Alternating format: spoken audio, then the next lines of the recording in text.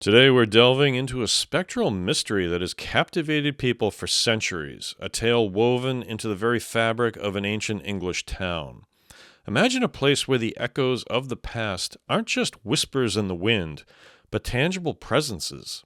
An entity that some claim is one of the most active and terrifying poltergeists in Britain.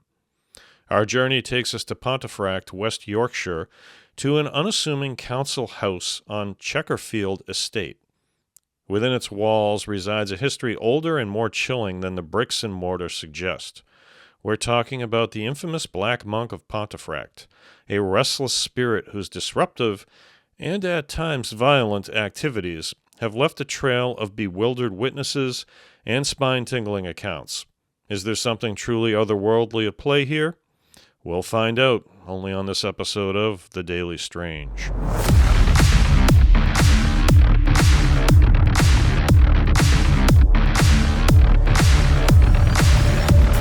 Hello everyone, and welcome to The Daily Strange, a special October 2025 video per day blitz of the paranormal, specifically cryptids, creepy crawlies, monsters, and the supernatural. I am your host, John F. Murs, author, actor, adventurer.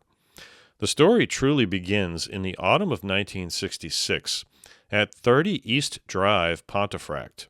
The Pritchard family, Jean, her husband Joe, their son Philip, and daughter Diane, had recently moved into the semi-detached house.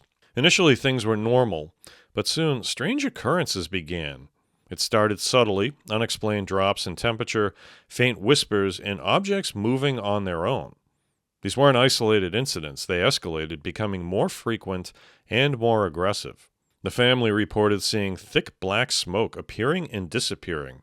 Poltergeist activity, a term meaning noisy ghost, seemed to be the only explanation. Objects would fly across rooms, doors would slam violently, and lights would switch on and off. The intensity grew to such an extent that the family dog, a German shepherd, was reportedly thrown up the stairs. Witnesses claimed to have seen plates levitating and smashing against walls and furniture being rearranged. The most distressing incidents often centered around Diane, the youngest daughter, who was reportedly dragged up the stairs by an unseen force. One chilling detail repeatedly mentioned in original police reports and documentation is the appearance of a sticky, almost oily black substance that would spontaneously manifest on walls and ceilings, defying any immediate explanation. The family often referred to the entity by the nickname Fred, a seemingly innocuous name for a truly terrifying force. This wasn't just confined to the family. Neighbors, friends, and even paranormal investigators witnessed the phenomena. Local priest Reverend Harrison conducted an exorcism, but it only seemed to infuriate the entity further. The poltergeist was reportedly responsive to attempts to communicate with it, often reacting violently when challenged.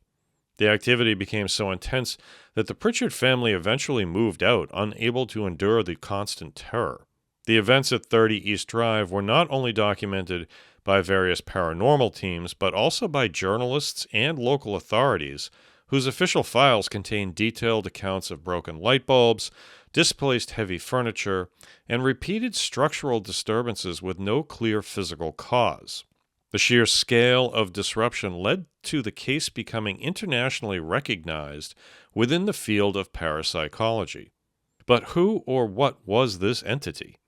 Research into the history of the land revealed that the house was built on the site of a medieval Cluniac priory, St. John's Priory, founded in 1090 A.D. This priory was dissolved during the reign of Henry VIII, and its lands were dispersed. Speculation quickly arose that the poltergeist was the spirit of a monk from this priory, hanged for heresy in the Middle Ages. This theory gained traction, cementing the moniker the Black Monk of Pontefract. The idea was that the house, built directly on the priory's ancient burial grounds, had disturbed his eternal rest. Fast forward to more recent times, the house at 30 East Drive has become a mecca for paranormal investigators and thrill seekers. The current owner, a relative of the Pritchards, allows overnight stays and investigations, and the reports continue. Visitors claim to have experienced cold spots, felt unseen touches, heard disembodied voices, and witnessed objects moving. Electronic equipment such as EMF meters and motion sensors often register unexplained activity. One particularly chilling account comes from a group of investigators in the early 2000s. They reported being physically pushed and shoved, and one member claimed to have been scratched by an unseen hand. Another group documenting their experience for a YouTube series captured what they believed to be a table levitating several inches off the ground before crashing down. These aren't just stories. Many of these incidents are actually captured on audio and video recordings, adding a layer of contemporary evidence to the historical accounts. The consistent nature of the phenomena, spanning decades and involving multiple independent witnesses, makes the case of the Black Monk of Pontefract truly compelling. While skeptics often point to rational explanations such as faulty wiring, wind drafts, or even psychological suggestion, the sheer volume and often violent nature of the reports challenge these theories. The consistent presence of a dark, oppressive energy, coupled with the targeting of specific individuals, particularly children, aligns with many historical accounts of poltergeist activity. Now, regardless of whether you believe in ghosts or not, the tale of the Black Monk of Pontefract is a fascinating intersection of history, folklore, and unexplained phenomena. It serves as a stark reminder that some places hold on to their past with an unnerving tenacity, and sometimes those echoes aren't just heard, but felt. The house on East Drive stands as a testament to this enduring mystery, a place where the veil between worlds seems remarkably thin.